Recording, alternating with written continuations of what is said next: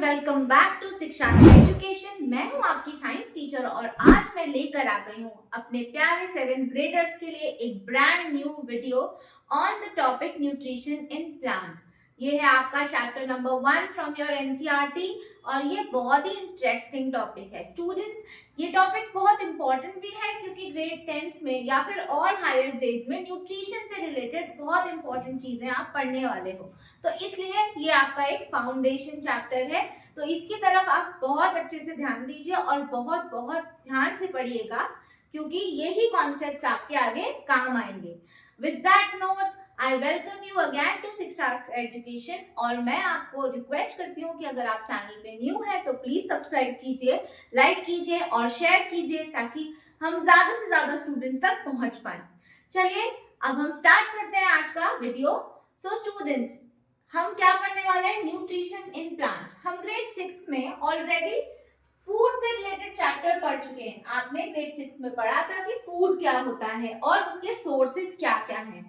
फिर हमने ये भी डिस्कस किया था कि फूड के कंपोनेंट्स क्या होते हैं। इस चैप्टर में हम क्या बात करने वाले हैं? About intake of the nutrients by the organisms and precisely this chapter is going to talk about the plants. Okay, so we will be covering about nutrition in plants. So let's move ahead towards the overview of the chapter. What all topics हम cover करने वाले हैं इस chapter में? तो सबसे पहले तो हम बात करेंगे कि न्यूट्रिशन क्या है। इसके बाद फिर modes of nutrition in plants हम डिस्कस करेंगे। Then we will talk about a very important process called photosynthesis. इसके बाद फिर अब फूड जो है अदर मोड ऑफ न्यूट्रिशन भी होते हैं प्लांट्स में, उसके बारे में बात करेंगे। और फिर हम ये बात करेंगे कि सॉइल्स अपने लॉस्ट न्यूट्रिएंट्स को रिप्लेनिश कैसे करते हैं। तो चलिए आगे बढ़ते हैं towards the introduction of the topic. तो सबसे पहले अगर हम बात करें तो फूड सभी लिविंग ऑर्गेनिजम्स के लिए बहुत एसेंशियल है ना। आप ये नहीं कह सकते कि ये पर्टिकुलर ऑर्गेनिज्म फूड नहीं इनटेक करेगा तो सरवाइव कर सकता है। Food is a very essential thing for all the living organisms, चाहे वो यूनिसेल्युलर हो यानी कि सिंगल सेल ऑर्गेनिज्म या फिर मल्टी सेल्युलर हो यानी कि वैसे ऑर्गेनिजम्स जिनमें आपको मल्टीपल सेल्स मिलेंगे। ठीक है, तो ये बहुत इंपॉर्टेंट होता है और हर ऑर्गेनिज्म एक दूसरे से स्ट्रक्चरली अलग अलग होते हैं। तो आप ये नहीं कह सकते कि सबका फूड का इंटेक का तरीका एक होता है, सभी अलग अलग तरीके से फूड इंटेक करते हैं। ग्रेड 6 में आपने कंपोनेंट्स ऑफ फूड चैप्टर में पढ़ा हुआ था कि फूड में क्या क्या कंपोनेंट्स प्रेजेंट होते हैं, जैसे carbohydrates, fats, proteins, vitamin, minerals, roughage. ये सभी क्या है? आपके फूड के कंपोनेंट्स हैं जिन्हें हम कहते हैं न्यूट्रिएंट। न्यूट्रिशन वो प्रोसेस है जिसमें हम इन न्यूट्रिएंट्स का इंटेक कर रहे हैं ताकि हम ग्रो कर पाए, डेवलप कर पाए। इसके अलावा जो टियर्ड वॉर्न आउट सेल्स हैं आपके बॉडी के वो रिप्लेस हो गए। सो इसीलिए nutrition is a very important process of taking essential nutrients by the organisms, and as you know all the organisms are different from one another. You cannot say that they are performing the mode of nutrition in a same way. Okay, all organisms are taking in food in their own way.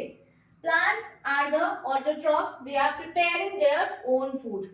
Plants are the main source of food for all the other organisms. Directly और indirectly सभी living individual plants पर dependent होते हैं food के लिए। जैसे कि अगर हम फूड चेन की बात करें, फूड चेन भी आपने ग्रेड 6 में पढ़ा हुआ है कि प्लांट्स जो कि कैटेगरी में आते हैं प्रोड्यूसर्स की, वो फूड को प्रोड्यूस करते हैं, उसी फूड का इंटेक कर रहे हैं आपके प्राइमरी कंज्यूमर्स और फिर उस प्राइमरी कंज्यूमर को कंज्यूम कर लेते हैं सेकेंडरी कंज्यूमर। ठीक है, इस तरह से आपकी फूड चेन आगे प्रोसीड करती है। टर्शियरी कंज्यूमर्स भी होते हैं, डिकम्पोजर्स भी होते हैं, बट प्रिसाइसली स्टार्ट कहां से हो रही है food chain? From the plants. तो plants are the ultimate source which are producing food to the living system. Okay, and how the plants are preparing their food? How are the plants getting their food? They are getting their food by the process of photosynthesis. Now before reaching to the photosynthesis, let us discuss about the mode of nutrition which plants are performing. As I told you, structurally different organisms are different from each other. Plants भी हमसे काफी अलग है ना। काफी नहीं, बहुत अलग हैं। प्लांट्स में आप देखते होंगे कि लीव्स हैं, ब्रांचेस हैं, हमारे अंदर कहाँ लीव्स और ब्रांचेस हैं। तो प्लांट्स की लीव्स ग्रीन कलर की है, you can not find green colour in your cell. तो इस तरह से स्ट्रक्चरली वो अलग है हमसे, तो इस वजह से वो मोड ऑफ न्यूट्रिशन भी अलग अलग परफॉर्म करते हैं। स्टूडेंट्स, आपको पता है, मैंने बताया कि न्यूट्रिशन क्या है, the process of taking in essential nutrients. अब ये भी मैं बता चुकी हूँ कि दो लिविंग इंडिविजुअल एक जैसे नहीं होते, तो फिर न्यूट्रिशन सब में सेम तरह से नहीं हो सकता। तो न्यूट्रिशन को आप दो तरह से पढ़ते हैं। न्यूट्रिशन या तो ऑटोट्रॉफिक होता है या फिर होता है हेटेरोट्रॉफिक।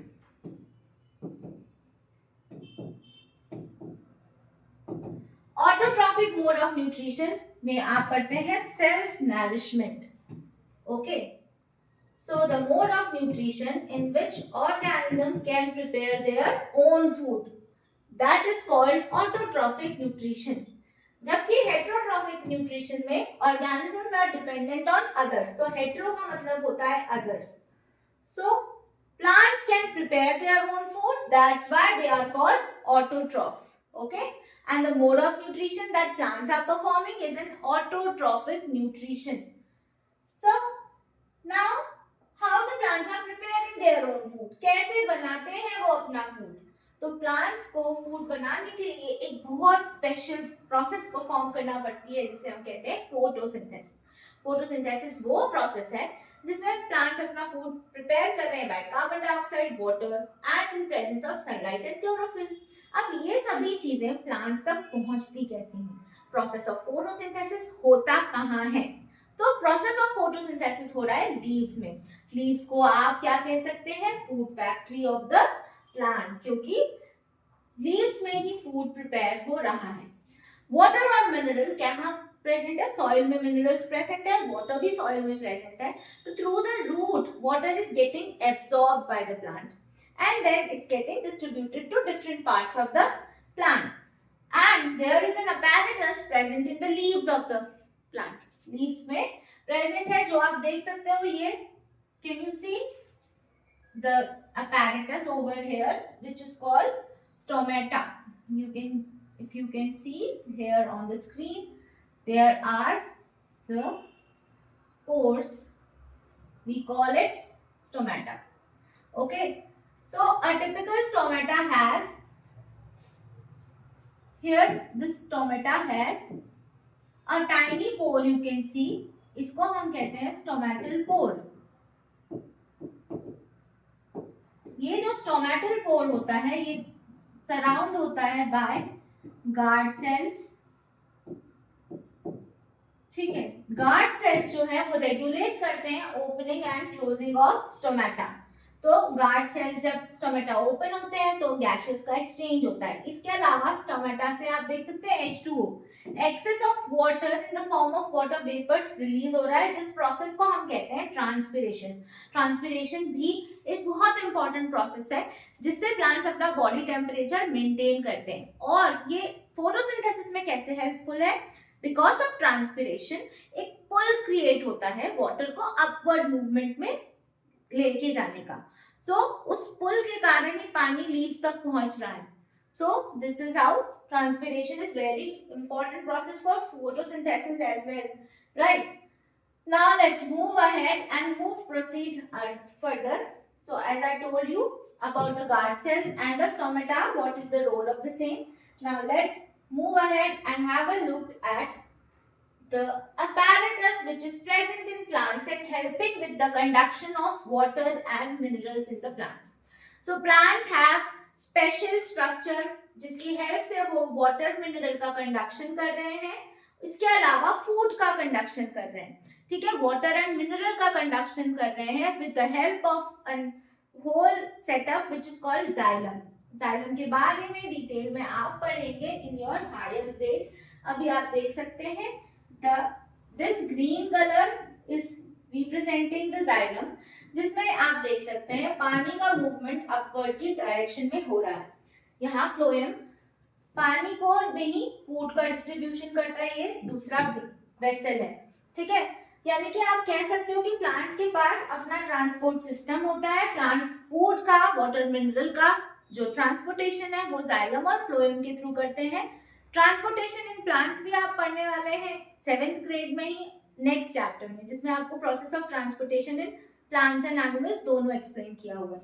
तो अभी के लिए आप बस इतना ध्यान रखिए कि process of transportation in plants, transportation of water, mineral and food in plants takes place through this xylem and phloem.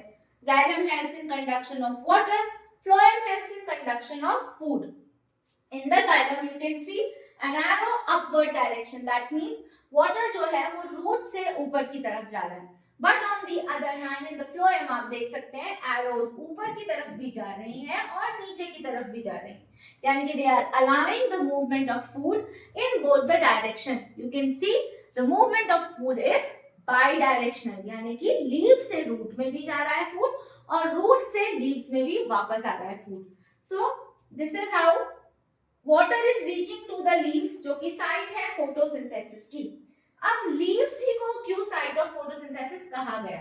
क्योंकि लीव्स में प्रेजेंट है एक बहुत इंपॉर्टेंट पिगमेंट जिसे हम कहते हैं chlorophyll, because of which plants जो है वो ग्रीन अपीयर करते हैं. लीव्स ग्रीन क्यों होती हैं? क्योंकि उनमें प्रेजेंट है एक क्लोरोफिल पिगमेंट. इंस्टेड ऑफ अपार्टिंग, या फिर कह सकते हैं सिर्फ ग्रीन कलर इंपार्ट करने के अलावा क्लोरोफिल एक बहुत इंपॉर्टेंट रोल प्ले करता है. क्लोरोफिल हेल्प करता है टू एब्सॉर्ब द सनलाइट, क्योंकि फोटोसिंथेसिस जो है उसकी एक एसेंशियल कंडीशन है फॉर दिस सनलाइट, राइट? तो सनलाइट को एब्जॉर्ब करना और उसको यूजेबल फॉर्म में, उस एनर्जी को यूजेबल फॉर्म में कन्वर्ट करने का काम कौन कर रहा है? Chlorophyll pigment. ठीक है, so chlorophyll is a very important like component of photosynthesis which is present in the leaves of the plant. It helps in absorption of the sunlight and converting the same into chemical form so that it can be utilized by all the living organisms. Now let's learn about the process of photosynthesis. As the term is saying, photo and synthesis. So photo मतलब होता है light and synthesis मतलब होता है to prepare. So the process in which green plants prepare their own food using sunlight and या फिर ये कह सकते हैं सनलाइट क्लोरोफिल जो है वो कंडीशंस है which are essential for the process of photosynthesis. And what are the raw material required for the photosynthesis is the carbon dioxide and water. So इसकी आप इक्वेशन ऐसे लिख सकते हो, carbon dioxide plus water in presence of sunlight and chlorophyll converted into carbohydrates, या फिर आप ये कह लो glucose. Glucose is a form of carbohydrate. ठीक है, glucose plus water and plus oxygen. ठीक है, वाटर और ऑक्सीजन के केमिकल सिंबल्स लिखे हैं मैंने यहाँ पे. ये वाटर, सॉरी ये water and this is oxygen. Okay, so this is the collective process of photosynthesis. collective equation है जिसमें कार्बन डाइऑक्साइड जो कि गैसियस एक्सचेंज के थ्रू प्लांट में पहुंची है, देन वाटर जो कि रूट से एब्जॉर्ब किया है, सनलाइट जो कि क्लोरोफिल की हेल्प से एब्जॉर्ब किया हुआ है. इनके प्रेजेंस में जो आपको क्या मिल रहा है? ग्लूकोज मिल रहा है, वाटर मिल रहा है और ऑक्सीजन रिलीज हो रही है. ठीक है, so this is the process by which plants prepare their own food. During the photosynthesis, they are absorbing the light, they are converting the light into chemical form, they are breaking down the water molecules and they are fixing the carbon dioxide into the glucose. ठीक है, so इस तरह से process of photosynthesis complete होता है in plants. अगर photosynthesis नहीं हो तो क्या होगा? फोटोसिंथेसिस एक बहुत इंपॉर्टेंट प्रोसेस है क्योंकि वो कार्बन डाइऑक्साइड को यूटिलाइज करता है.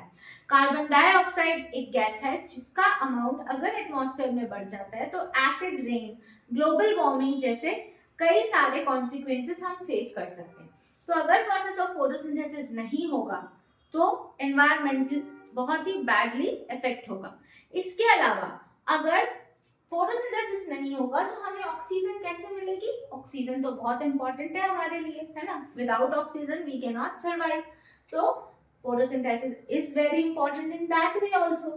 रादर देन दैट, क्या होता है ना कि फूड भी तो फोटोसिंथेसिस से प्रिपेयर कर रहे हैं प्लांट्स, और उसी वजह से वो सरवाइव कर पा रहे हैं. और प्लांट्स जो है वो प्रोड्यूसर्स हैं. अगर प्लांट्स नहीं होंगे तो हम कैसे हो पाएंगे? इसलिए फोटोसिंथेसिस एक बहुत इंपॉर्टेंट प्रोसेस है. इसके बिना survival of other animal is not possible. Right now there are certain leaves which are not appearing green in colour. वो ग्रीन कलर की नहीं होती हैं, वो अलग कलर की हो सकती हैं. तो क्या इनमें फोटोसिंथेसिस नहीं होता? होता है, इनमें भी फोटोसिंथेसिस होता है. इन लीव्स को हम कहते हैं variegated leaves. Variegated leaves can appear different in colour. वो ग्रीन कलर की नहीं होकर किसी और कलर की हो सकती हैं. हो सकता है ग्रीन कलर की लीव्स में आप व्हाइट व्हाइट पैचेस देखते हो, व्हाइट व्हाइट लाइंस देखते हो. आप सभी के घरों में या आपके गार्डन्स में आप देखना, ऑर्नामेंटल प्लांट्स में इस तरह का कोई प्लांट आपको जरूर मिलेगा जो कंप्लीटली ग्रीन नहीं है, बट स्टिल उसमें प्रोसेस ऑफ फोटोसिंथेसिस हो रहा है. रीजन उसका किसी और कलर के होने का ये है कि फोटोसिंथेसिस मतलब क्लोरोफिल पिगमेंट तो उसमें प्रेजेंट है, लेकिन उसमें दिस क्लोरोफिल के अलावा एक और पिगमेंट होगा जिसने क्लोरोफिल को मास्क कर दिया है, कवर कर दिया है. ठीक है, यानी कि आप घर में अगर मिक्सिंग कलर करते हैं तो आपने देखा होगा कि अगर आप नेवी ब्लू में व्हाइट को ऐड करते हैं तो थोड़ा सा स्काई ब्लू कलर आपको मिलेगा. व्हाइट कलर कंप्लीटली डिसअपियर हो जाएगा, राइट? क्योंकि नेवी ब्लू ने उस व्हाइट कलर को मास्क कर दिया, कवर कर दिया. उसी तरह से जो लीव्स ग्रीन अपीयर नहीं कर रही है, जो लीव्स ग्रीन अपीयर नहीं कर रही है, वो क्यों अपीयर नहीं कर रही है? क्योंकि क्लोरोफिल को किसी और पिगमेंट ने, किसी और कलर ने कवर कर दिया, ढाक लिया. तो जिस कलर ने कवर किया लीव्स, उस कलर के अपीयर करने लगते हैं. तो इस तरह से इनमें भी फोटोसिंथेसिस होता है, राइट? सो आई होप जो आज हमने पढ़ा है वो अभी तक आपको क्लियर हो चुका है. अभी प्लांट्स को कार्बोहाइड्रेट्स के अलावा और भी एसेंशियल कंपोनेंट्स की जरूरत होती है. आप ये नहीं कह सकते कि सिर्फ ग्लूकोज ही प्लांट्स की नीड है. प्लांट्स की नीड ग्लूकोज के अलावा प्रोटीन भी होता है, ठीक है? और प्रोटीन में प्रेजेंट होता है नाइट्रोजन. अब ये नाइट्रोजन गैस में यानी एयर में सबसे ज्यादा अबंडेंटली प्रेजेंट है, लेकिन आपका प्लांट इस तरह से अडेप्टेड ही नहीं है कि गैसियस फॉर्म ऑफ नाइट्रोजन का इनटेक कर ले. ठीक है, तो अब ये नाइट्रोजन कैसे पहुंचेगा प्लांट तक? तो कुछ माइक्रो ऑर्गेनिजम्स जो होते हैं वो इस नाइट्रोजन को, एटमॉस्फेरिक नाइट्रोजन को यूजेबल फॉर्म में फिक्स कर देते हैं ताकि वो यूटिलाइज हो पाए.